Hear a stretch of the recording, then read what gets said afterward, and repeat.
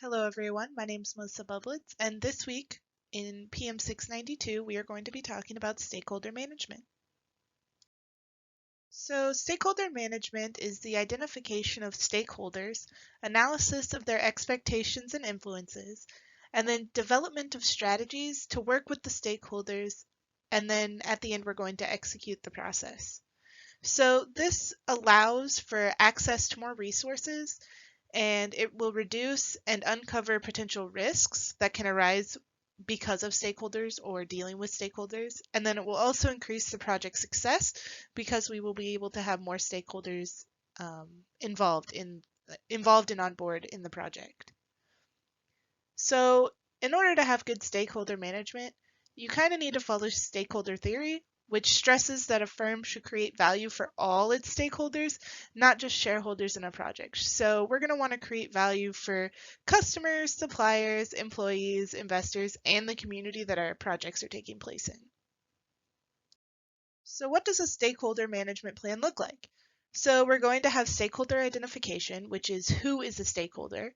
Then we're going to have stakeholder analysis, which is what are their interests, why are they on the project, or why are they wanting to be involved in the project. Then we're going to have stakeholder planning, which is how they're going to be managed. And then you're going to have stakeholder engagement, which is going to look like communication. You're going to be able to predict how the stakeholders will respond to certain situations. And then you're also going to be able to keep stakeholder support through effectively engaging with them. Finally, we're going to look into organizational stakeholder management and what organizations do to have good, successful stakeholder management.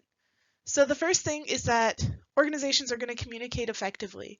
They're going to keep all knowledge and all communication relevant to the stakeholders' interests. Some stakeholders have different interests, so you're not going to take the interest of one stakeholder and only communicate that to a stakeholder that's not interested in it. You're only going to want to communicate the interests of that specific stakeholder. Then you're also going to identify all of your stakeholders and the powers that they have. Or the power that they have. So some may have a lot of power and a lot of influence in your project, and some may not have so much. Then you are going to prioritize those stakeholders who are impacted more by your project. So your clients may be impacted more than your employees, so you're going to prioritize those clients. Then you're going to engage effectively. And then if you have an issue, you're going to communicate it face to face, and you're going to keep the emotions out of bad news. You're going to keep communication short and right to the point, which goes along with communicate effectively. And yeah, that's how organizations are going to have successful stakeholder management. Thank you guys so much for watching.